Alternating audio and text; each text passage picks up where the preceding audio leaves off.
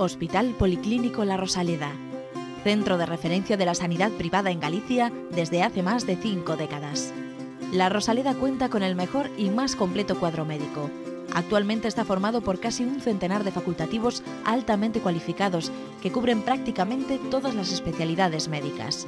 Además, dispone de unidades específicas totalmente punteras, como la unidad del sueño, antitabaco, neurología cognitiva, neurofisiología. El hospital está dotado asimismo con la tecnología más avanzada, ofreciendo a sus pacientes las máximas prestaciones sanitarias con los más vanguardistas medios de diagnóstico, quirúrgicos y asistenciales. Más de 10.000 metros cuadrados a tu disposición, con unas instalaciones recientemente reformadas para una mayor confortabilidad, exclusividad y el mejor trato a sus pacientes. Y todo ello sin esperas y con una financiación adaptada a tus necesidades. Porque lo verdaderamente importante no puede esperar. Por ti, por los tuyos, Hospital Policlínico La Rosaleda.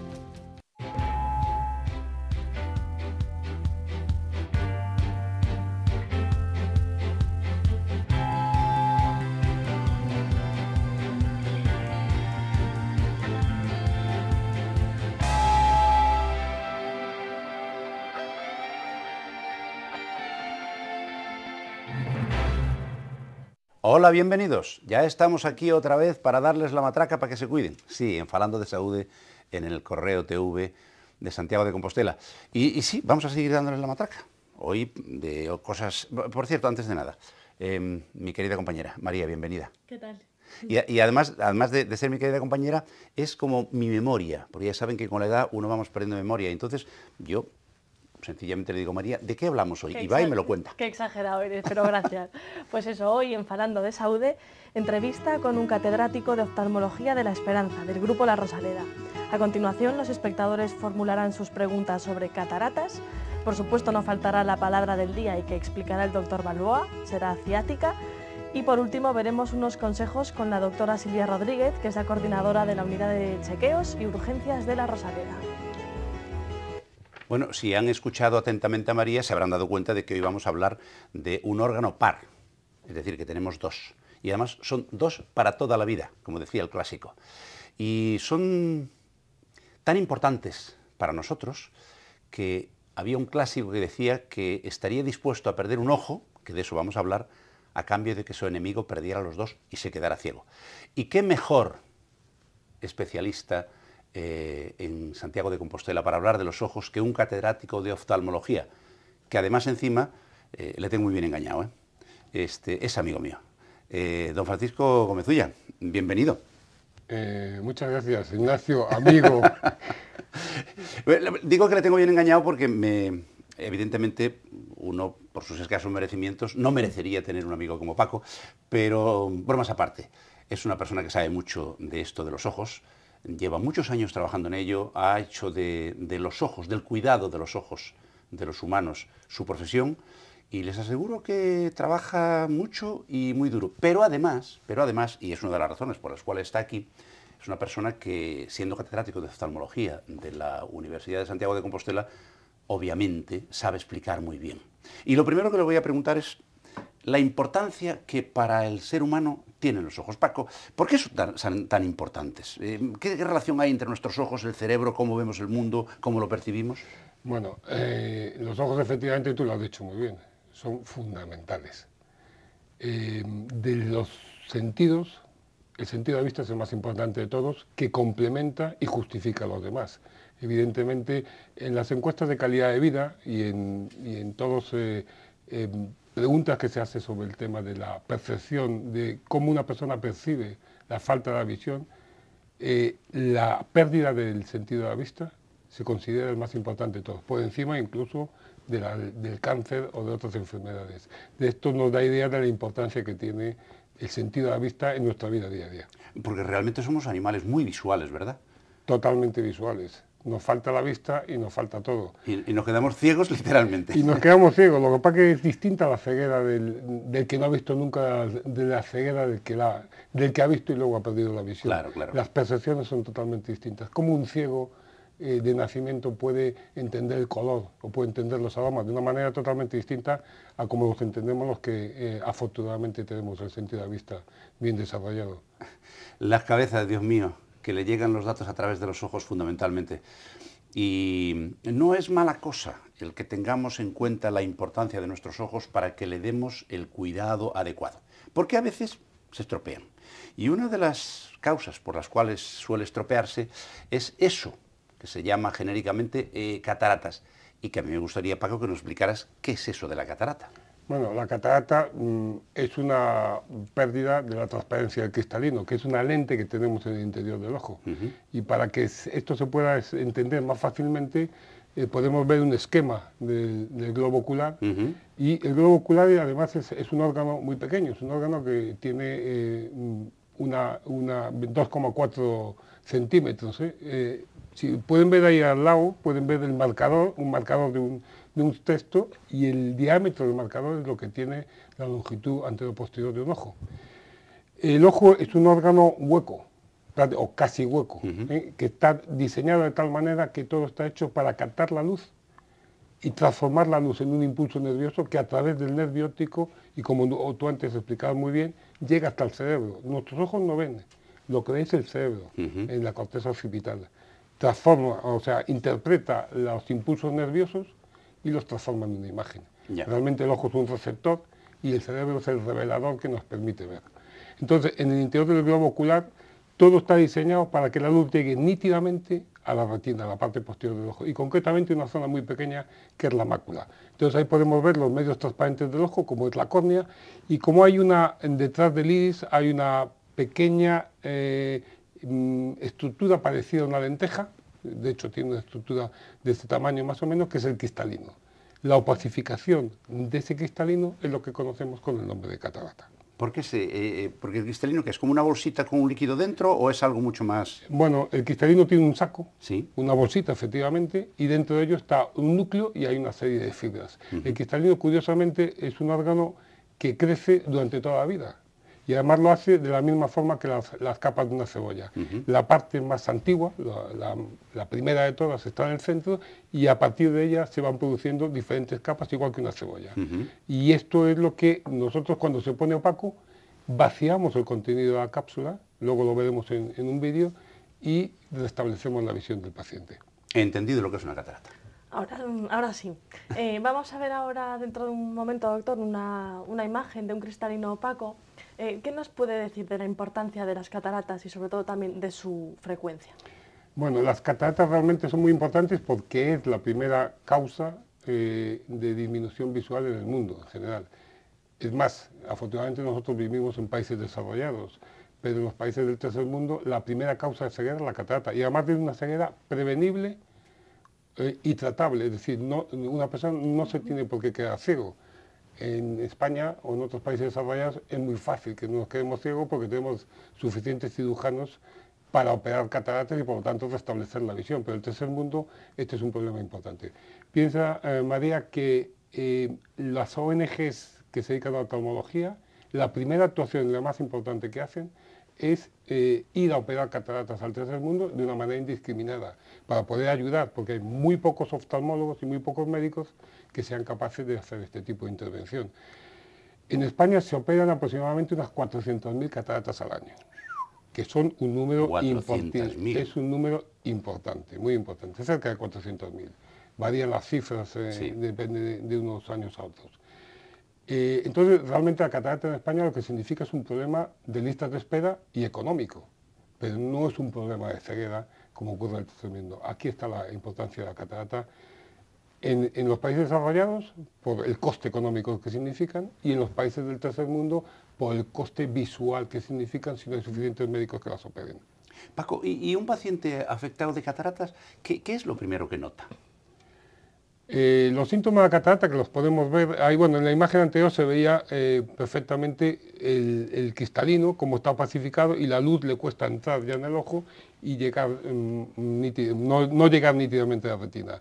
Pero la catarata, los síntomas de la catarata son unos síntomas muy banales. Se va a producir una pérdida de la visión progresiva.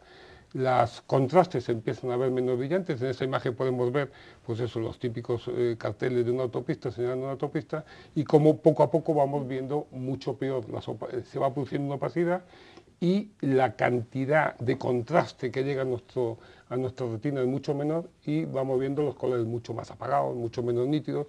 Y otro de los síntomas más frecuentes es el deslumbramiento. Es típico que una persona cuando va conduciendo por la noche, pues en ese momento las luces que vienen de frente o cuando entra en un túnel y sale de él se deslumbren muy fácilmente y tarde un rato en recoger. Ahora no, porque ya los costumbres han cambiado, pero cuando antiguamente se usaban sombreros, las personas mayores usaban sombreros de ala ancha para protegerse de la luz del sol y tener menos deslumbramiento. Es típico ver a una persona mayor ponerse de espaldas al sol. Se pone espaldas al sol porque, entre otras cosas, bueno, por otros motivos pueden ser, pero evidentemente porque le molesta la luz, porque tiene algún grado de catarata y tiene deslumbramiento. ¿Y entiende de edades las cataratas?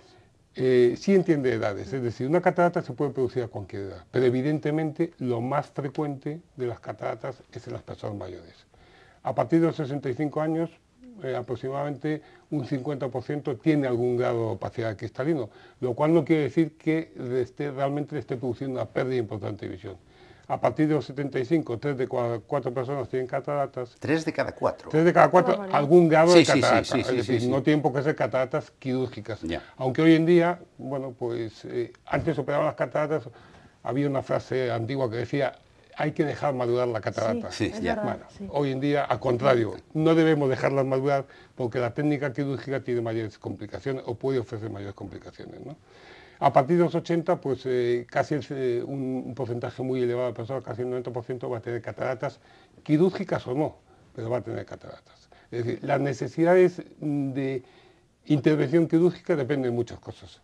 Por ejemplo, un ginecólogo, pues o digo un ginecólogo, pero puedo decir cualquier otro tipo de actividad profesional, que necesita una exigencia visual muy importante, a lo mejor se tiene que operar con una visión de un 80%, mientras que otras personas hasta el 30 o 40 no necesitan operarse, de pérdida visual. Paco, y cuando un paciente que empieza a notar esos síntomas de pérdida progresiva de su capacidad visual, además se deslumbra y acude a tu consulta, ¿cómo diagnosticas tú esa catarata? ¿Qué haces? Pues es bastante sencillo y además he traído un ejemplo para que se pueda entender fácilmente. Lo que hay que hacer es dilatar la pupila y ver el reflejo de fondo, del fulgor pupilar. Nosotros en la imagen de arriba se puede ver pues una fotografía tomada por la noche con flash. Entonces en esa fotografía se puede ver los ojos rojos, eso que a las mujeres tanto os molesta, que de repente os hacen por la noche una fotografía con flash y los ojos rojos. ¿Por qué? Y cuando Porque luego las cuelgan en las redes sociales. efectivamente, bueno, pues eso es una fotografía que podéis ver arriba de ese estilo, ¿no? Sí. Es decir, fotografía tomada por la noche a una persona en donde se ve el reflejo rojizo de fondo rojo que lo tenemos todos, el fulgor pupilar. ¿Por qué ocurre eso? Porque la velocidad de apertura y cierre del diafragma de una cámara fotográfica es mucho más rápido que el de una pupila. Aunque las cámaras fotográficas, me estoy yendo a lo mejor un poco de la pregunta, pero creo que es interesante. Aunque las cámaras fotográficas tienen un parpadeo que dice contra ojos rojos o algo así, que lanza unos disparos de luz antes de soltar el flash que toma la imagen, no es suficiente. La velocidad de cierre y de respuesta de la pupila es mucho más lenta. Entonces, desgraciadamente, ahí salen los ojos rojos.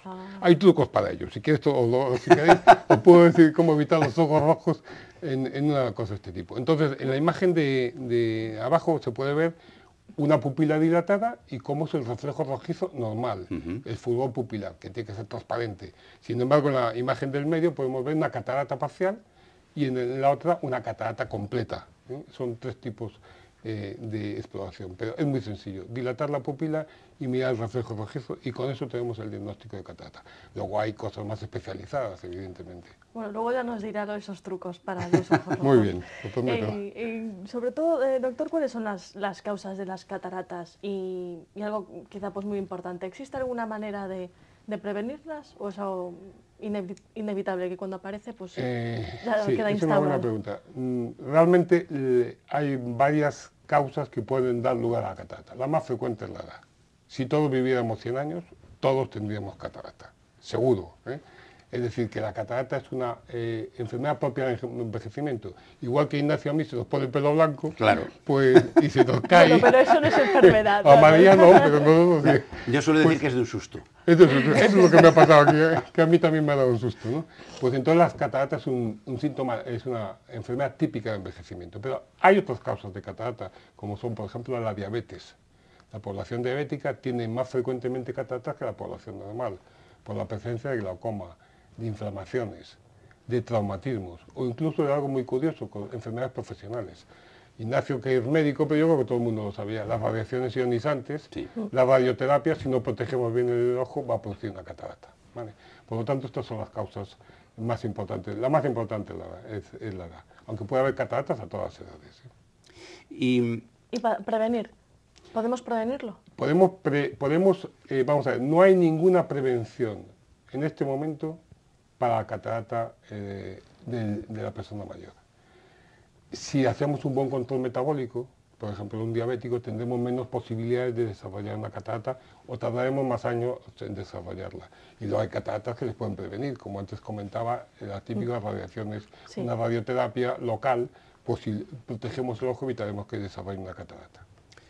ya tenemos diagnosticada la catarata, ya sabemos que las tiene, ¿y ahora qué le hacemos?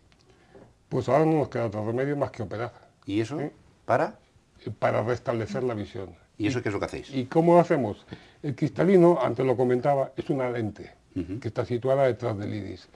Esa lente tiene una potencia dióptrica. Si nosotros quitamos el cristalino, esa persona la convertimos en fuertemente hipermétrope.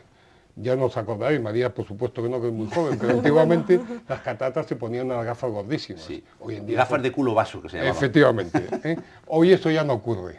Hoy ya las cataratas se sustituye una lente, la lente natural, que es el cristalino, por una lente artificial, una lente intraocular. Y eso es lo que aparece en esa imagen, una lente intraocular, sustituyendo que se ha quitado el cristalino y se ha sustituido por una lente. Hay mucha tontería respecto a algunas cosas, y una cosa que yo he oído muchas veces y que no tiene ningún sentido, pero quiero que nos lo confirme Paco, es lente intraocular, rechazo. Buah. Eso digo, ¡buah! Eso es un mito. Sí, porque hay gente que le tiene miedo. Sí, sí. No, es que no me pongo una lente intraocular que me va a producir rechazo. Eso es un mito. Vamos a ver, cuando empezó la historia de las lentes intraoculares, efectivamente las primeras lentes, el material no era un material que estuviera bien purificado, eran lentes muy pesadas y efectivamente había algunas personas que rechazaban. Hoy en día los materiales son de PMMA, recubiertos de silicona, de parina, etcétera, y ya no tienen los rechazos. Hoy en día una lente intraocular no se rechaza, puede haber una complicación, Sí. pero no un rechazo al material inerte que es hoy en día una lente intraocular. O sea, no existe el rechazo. Hombre, excepcionalmente, vamos, yo en los últimos 15 años no he visto un rechazo a una lente intraocular, Pero si como no- consecuencia del material. Si no los has visto tú, es que no existen. Me parece que tenemos un vídeo y vamos a verlo para hacernos una idea más concreta, más exacta, y además es más divertido verlo en vídeo, de qué hacemos con las cataratas. Vamos allá. Efectivamente, además el vídeo de cataratas es la cirugía por excelencia de un oftalmólogo, ¿no? A ver, cuéntanos lo que Es estás muy haciendo, difícil. Paco. Mira, ahí vamos a ver, lo que estamos haciendo es una cirugía con anestesia tópica, simplemente con gótica, con gotas. Se hacen dos pequeñas incisiones, la mayor es la que estoy haciendo ahora, de 1.8, o sea, no llega a 2 milímetros, y a través de esas dos incisiones se va a quitar un cristalino que mide 11 milímetros. Y para hacerlo, lo primero lo que estoy haciendo ahora es abrir el saco capsular, la bolsa Sí. que antes hablábamos, para vaciar todo el contenido del ojo. Hacemos lo que se llama una capsulolesis circular continua. Bueno, Jesús, qué nombrecito. no vamos a utilizar palabras ¿Qué técnicas. nombrecito? Y una vez abierto, por así decirlo, la bolsa, un agujerito en la bolsa, lo que hacemos es separamos mediante un líquido, mediante suero, separamos el contenido del saco capsular de la propia bolsa. Y ese contenido, que es el núcleo y son las fibras, es lo que vamos a quitar. Que es lo Y que estaba extraer. produciendo la opacidad, ¿no? Es lo que está produciendo opacidad. ¿Y cómo podemos sacar 11 milímetros por 2.8, perdón, por 1.8? Pues simplemente rompiéndolo, produciendo ultrasonidos. Claro. Es como los ultrasonidos son equivalentes a a lo que tenemos en las cocinas todos. Sí, sí. Los ultrasonidos de las cocinas. Sí, sí. El horno, el microondas. O sea que coges una especie de cacho de hielo y lo destrozas en trocitos pequeños para sacarlo. Exactamente. Más o menos es así. Lo rompemos en 4, 5, 6 trocitos y por en la mano izquierda que se está moviendo es simplemente un instrumento para ayudarse. Y en la mano derecha, por ahí se infunde suelo para que el ojo no se colapse y al mismo tiempo se hace un ultrasonidos, lo que se llama la facoemulsificación, para retirar los fragmentos. Una vez que hemos hecho eso, pues se rellena el saco capsular de nuevo, porque si no la bolsa estaría totalmente aplastada, Sí. y ahí, por esa pequeña incisión de 1.8, vamos a introducir una lente plegable. Ajá. Ahí se está metiendo. Hay muchos modelos de lentes, luego hablaremos de ellos si queréis. Y simplemente, este es un modelo que tiene una zona óptica y unos ápticos, que son las patas, Sí. que lo que hacen, tiene memoria y al meterla dentro, ella misma se desdobla Y se expande. y busca el ecuador, las paredes del globo ocular, del saco capsular, para apoyarse en ello y no caerse en el interior, Ahí están las patas, en el bien se interior del ven. ojo. Y ahí está metido. Y con esto se acaba la intervención. Esto es una intervención que dura 10, 15 minutos, como mucho, habitualmente, y que se hace con anestesia tópica, es decir, el paciente está despierto y no se utilizan más que colidios anestésicos, gotitas. O sea, que se levanta y va para su casa. Se levanta y va para su casa y la visión la va recuperando en las siguientes horas rápidamente. O sea que aquí se puede ver perfectamente. Esta es una intervención casi en tiempo real, no sé en tiempo real, puede ver un poquito más, pero para que se vea cuáles son los pasos de una catarata y su sencillez quirúrgica cuando no hay complicaciones. Como todo. Eso que comentabas de las patitas lo tenemos en esta imagen, ¿verdad? Sí, aquí lo que hemos puesto es diferentes modelos. Hay muchos modelos de lentes intraoculares. Pues ahí se puede ver un modelo en forma de plato, como si fuera un anillo volante.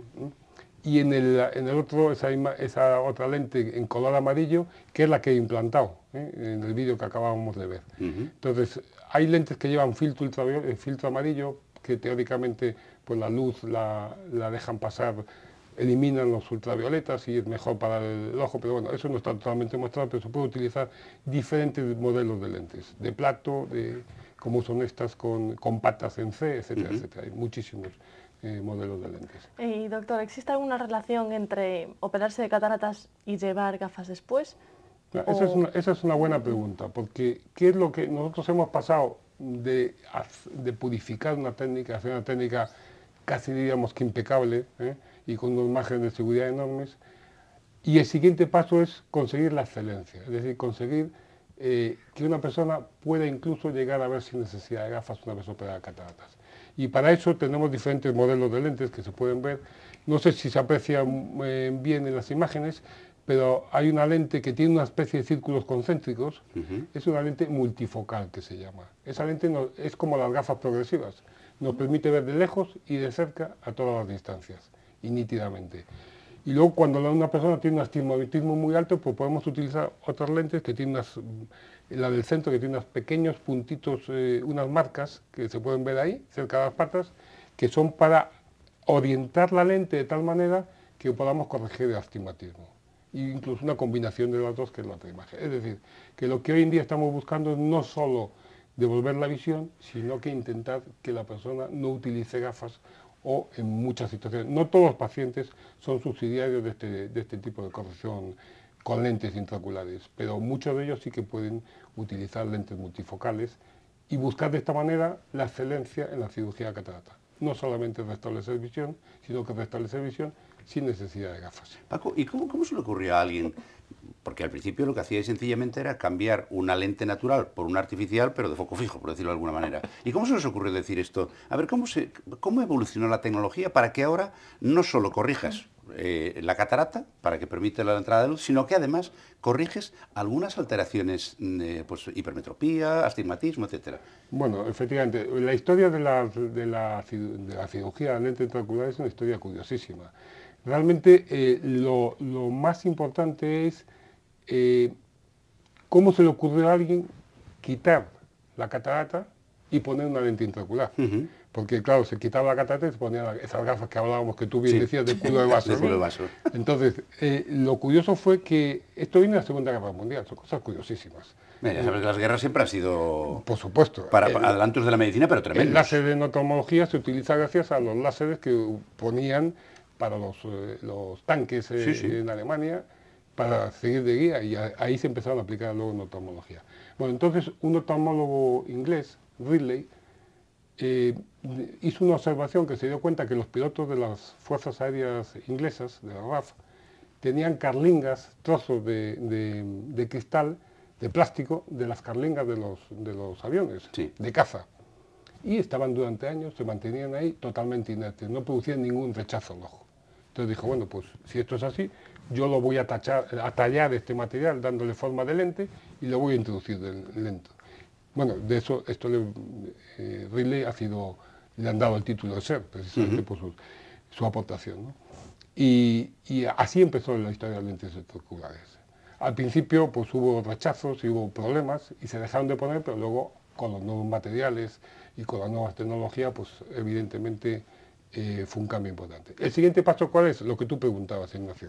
Es decir, el siguiente paso es, no solamente vamos a restablecer la visión, sino que vamos a intentar llegar a la perfección visual y utilizar lentes de otro tipo, como son las multifocales, como son las lentes tóricas para corregir el astigmatismo, para intentar que una persona vea lo mejor posible sin necesidad de gafas, o con una gafa con muy poquita graduación.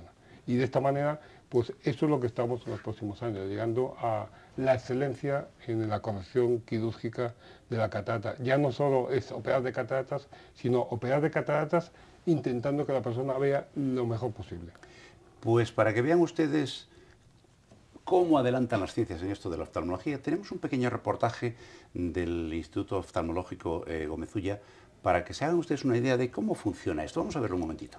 La misión del Instituto Oftalmológico Gómez Ulla es ocuparse de la salud ocular de nuestros pacientes, previniendo preservando la visión y buscando la excelencia. Para ello disponemos de avances médicos y tecnológicos muy importantes. Una experiencia de más de 25 años avala la visita y la exploración de nuestros pacientes. Para ello el Instituto Oftalmológico Gómez Ulla se constituye en una serie de unidades científico-tecnológicas para dar la mejor exploración y la mejor atención a los pacientes que acuden a nuestro instituto. 10 oftalmólogos forman parte de la plantilla especializada. Todos ellos son doctores en medicina y cirugía y aparte de ello hay otros 10 personas más en diferentes puestos de auxiliares de enfermería, diplomados de enfermería, optometristas, así como personal de secretaría y otras dependencias administrativas. Podríamos decir que en el instituto estas unidades se constituyen unidades, estos avances tecnológicos y científicos y de conocimiento, como son las unidades de córnea y superficie ocular, la unidad de cirugía refractiva y de láser, la unidad de catarata y de presbicia, de glaucoma, de inflamación ocular y uveitis, de alta miopía, de retina médica y retina quirúrgica, así como oftalmología infantil y la lucha contra la ambliopía, lo que vulgarmente se conoce como ojo vago, y la unidad de oculoplastia y de estética palpebral, así como ya unidades específicas que dan apoyo al desarrollo de todo el Instituto Gómez Ulla, como es la unidad de anestesia y también una unidad muy importante, nosotros le damos una gran trascendencia, que es la unidad de investigación y ensayos clínicos, en donde estudiamos nuevos fármacos y nuevos avances para poder aplicar a las enfermedades que habitualmente atendemos en nuestro instituto. También tenemos, como antes comentaba, la unidad de electrofisiología ocular y consejo genético en colaboración en un convenio firmado con la Fundación Pública Galega de Medicina Xenómica que dirige el profesor Carracedo y que es muy importante para poder dar respuesta a unas enfermedades que no son muy frecuentes, pero que son importantes. Hacer su diagnóstico y, como comentaba antes, realizar un estudio genético y, si encontramos los genes responsables de la enfermedad, poder dar a esos pacientes un consejo genético y una probabilidad de transmisión hereditaria de su enfermedad. Pues esto es un sistema de electrofisiología ocular. La electrofisiología ocular lo que hace es recoger el estímulo luminoso que llega a las células visuales, que estimula a las células visuales, y transformar ese estímulo en un impulso nervioso que llega al cerebro. Todo esto lo podemos hacer mediante, podemos explorarlo mediante la electrofisiología, que consiste en varias pruebas. Unas lo que hacen es explorar el funcionamiento de la retina, y otros, como son los potenciales evocados visuales, lo que hacen es ver la permeabilidad del nervio óptico de la vía óptica. Es decir, lo que se trata es saber si el nervio óptico y la vía óptica hasta la corteza occipital, que es la zona de nuestro cuerpo que ve, el ojo simplemente, como explicaba hace una semana, lo que hace es la transformación del impulso nervioso, de la luz en un impulso nervioso, pero lo que ve es nuestro cerebro. Entonces, con eso lo que podemos es ver si la permeabilidad de la vía óptica está bien o no. Es decir, si hay lesiones en el nervio óptico que expliquen una pérdida de visión de un paciente. Esto es una lámpara hendidura, que no es otra cosa más que un microscopio puesto verticalmente sobre una mesa. Es una exploración, un aparato muy útil, porque nos permite ver a grandes aumentos, con gran tamaño, la imagen de un ojo. Y no solamente la imagen externa, sino que podemos hacer cortes ópticos sobre el ojo, de tal manera que podemos ver la estructura de la córnea, la estructura del cristalino y la estructura de la retina perfectamente, simplemente con una prueba muy sencilla, como es dilatando la pupila para ver el fondo del ojo, o sin dilatarla para ver la córnea. Es decir, es nuestro aparato habitual de examen del ojo y de diagnóstico de muchas enfermedades oculares. Es totalmente inofensiva para el paciente, evidentemente, y no es molesta. La única molestia es que es un poquito de luz que a veces, pues, en determinado tipo de pacientes, puede molestar algo. Pues con esto lo que hacemos, ahí se puede ver la imagen ahí arriba, podemos verlo, como estamos viendo el iris, la córnea, el iris, la pupila, incluso podemos ver los párpados. Si bajamos un poquito la luz, se pueden ver perfectamente los párpados ahí situados. Vemos esos vasitos, esas venitas que hay ahí, bueno, las venas de la conjuntiva, que son normales, que es el blanco del ojo, y el negro del ojo es el iris. Y el centro del iris lo forma una abertura, que es la pupila óptica, que todos conocemos.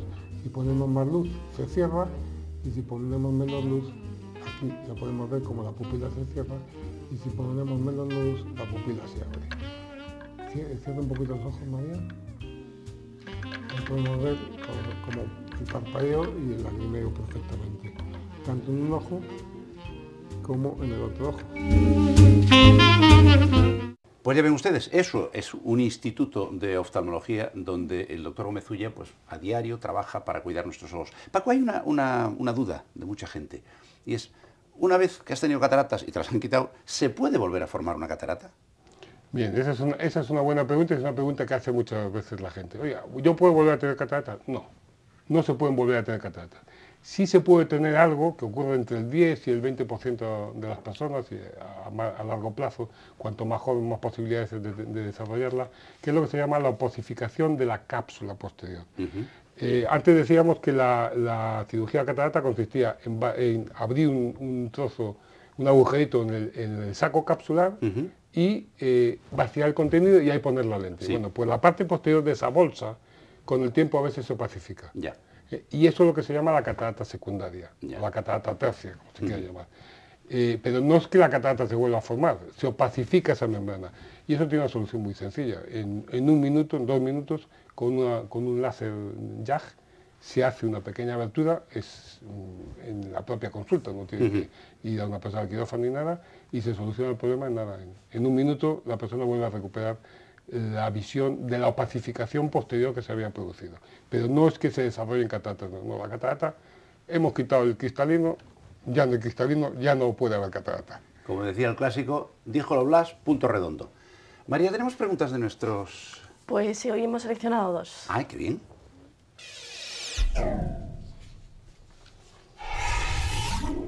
Hemos seleccionado 2 porque no tenemos tiempo para más, pero les recuerdo que pueden enviar siempre sus dudas, sus preguntas a través del correo electrónico, escribiendo a falandodesaude@correotv.es, o si prefieren interactuar con nosotros y seguirnos a través de las redes sociales, saben que siempre pueden. Doctor, ¿empezamos? Empezamos, María, cuando quieras. María de Santiago, toca ya, le dice: doctor, ¿uno puede operarse de cataratas a cualquier edad? Evidentemente, Más o menos ya algo ya la nos dijo al respecto. la respuesta es sí. Uno se puede operar de cataratas a cualquier edad, si las tiene, evidentemente. La técnica quirúrgica es muy similar. Solo en los niños pequeños y en los bebés pueden modificarse un poquito la técnica quirúrgica. Pero la técnica quirúrgica en las personas, a partir, vamos a poner, de una edad orientativa de los 10 años en adelante, la técnica quirúrgica es la misma. O sea, cualquier edad es susceptible de ser intervenido quirúrgicamente de cataratas. Aquí Juan de Teo le hace una reflexión. Doctor, me da mucha grima el hecho de pensar que me toquen el ojo. A mí también, la verdad. Si alguna vez desarrollara cataratas, ¿sentiría algo durante la intervención por tratarse con anestesia local? Bueno, yo te puedo hacer una confesión. Sí. A mí también me da grima que me toquen el ojo. Pero bueno, si me lo tienen que tocar, por supuesto, pues no hay otro remedio. Vamos a ver, no, hoy en día la cirugía de catarata con anestesia tópica, con gotas, Sí. es tan sencilla de realizar, en el sentido de que el paciente no nota nada. Nota que le están tocando, pero no tiene dolor, ni no tiene ningún otro problema. O sea, que estén tranquilos, que en ese sentido no hay ningún problema, se puede operar. La recuperación quirúrgica de un paciente que se opera de catarata no tiene parangón hoy en día con una técnica con gotas. Evidentemente hay algunas situaciones especiales que hay que recurrir a otros tipos de anestesia, pero habitualmente no. O sea, que esté tranquilo espectador, porque no va a tener problema. Mejor es que no esté que operar, pero si tiene que operar, que esté tranquilo y no va a haber problema. Muy bien. ¿Y ahora? Y ahora, bueno, ya te iba a temblar, ¿eh? Ni que yo te diera miedo. ¿Cómo disfruta? O sea, ¿Cómo disfruta? que Es una cosa... soy muy mala, sí.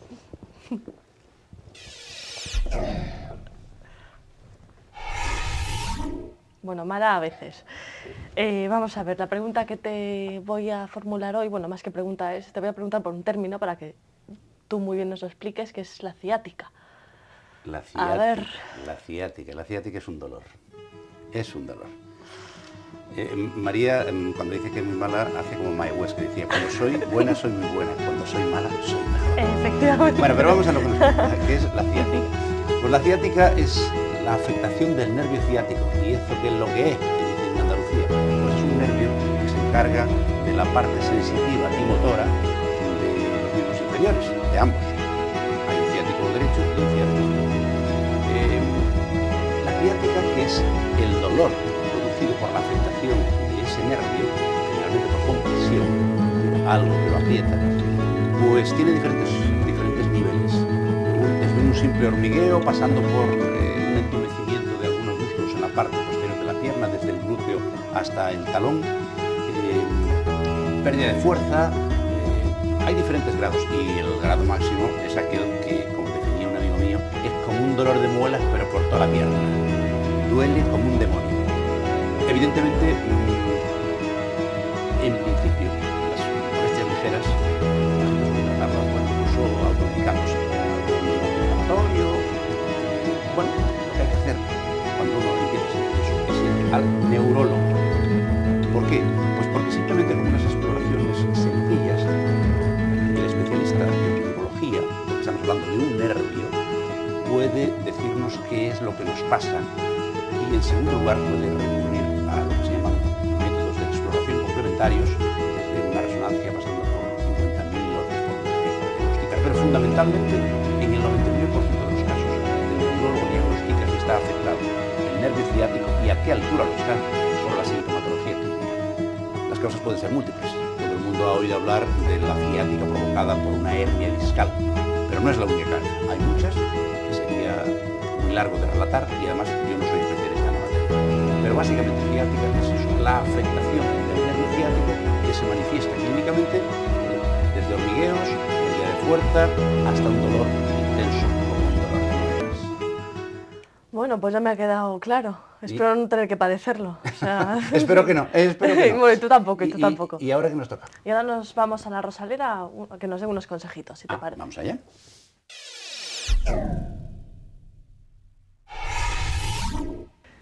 Una semana más nos encontramos en la unidad de chequeos de la Rosaleda con su coordinadora, con la doctora Silvia Rodríguez. Bienvenida, Silvia. Engallada.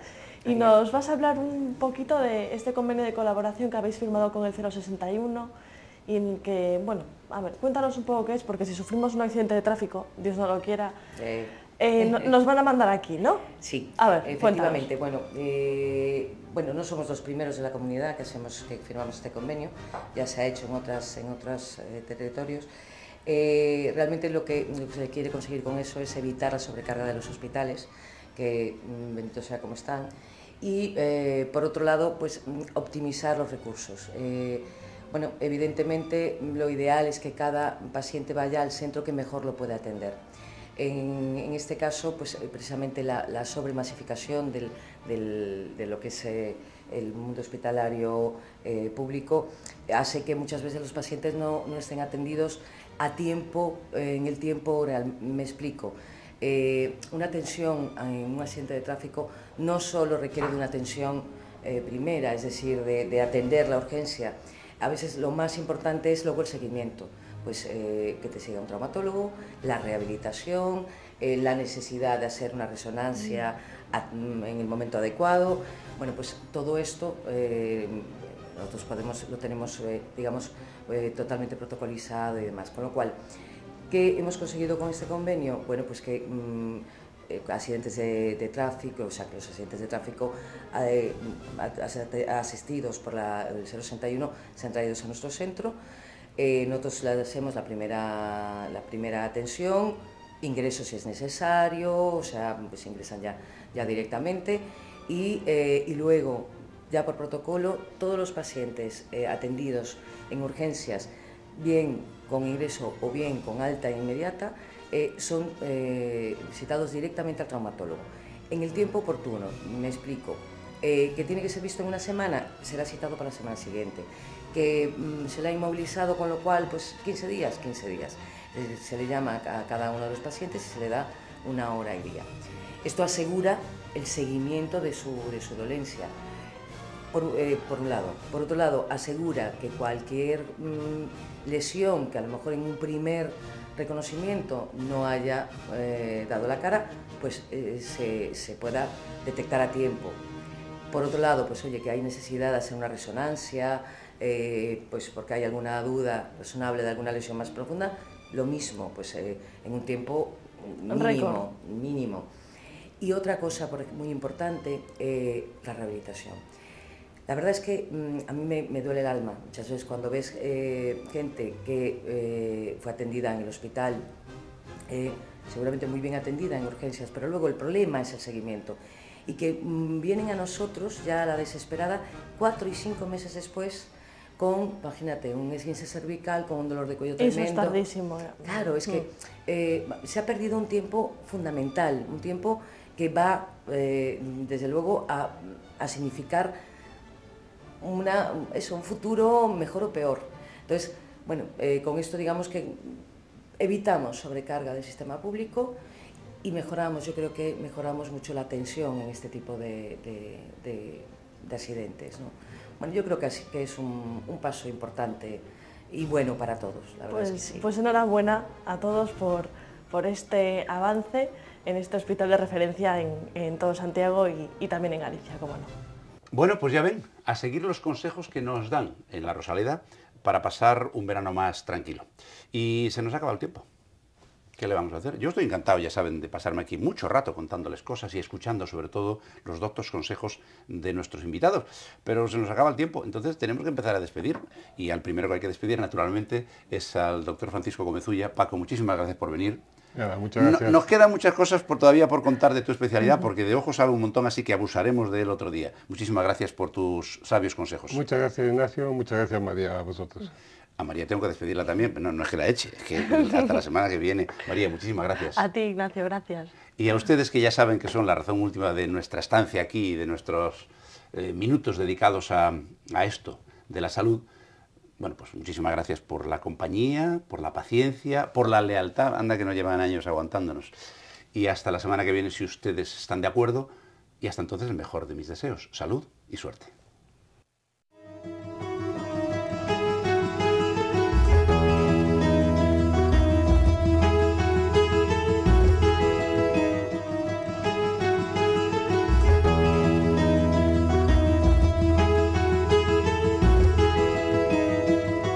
Centros Médicos La Rosaleda han patrocinado este programa.